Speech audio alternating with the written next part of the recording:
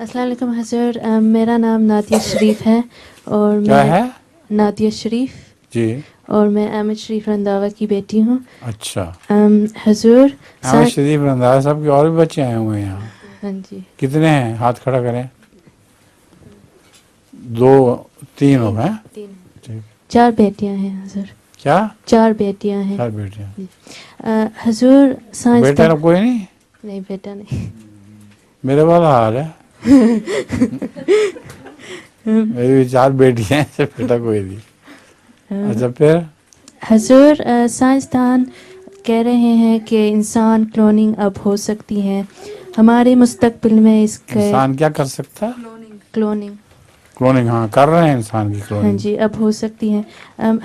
حضور ہمارے مستقبل میں اس کا کیا اثرات ہوں گے؟ میں تو کلوننگ کے بہت خلاف ہوں.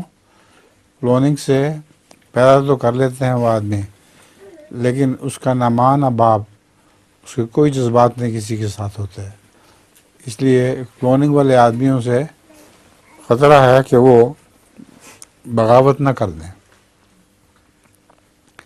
امریکہ میں تو یہاں تک کہا جاتا ہے کہ جس طرح محمد علی ہے نا مضبوط، اس طرح مضبوط آدمیوں کی کلوننگ کر کے انسان پیدا کرو.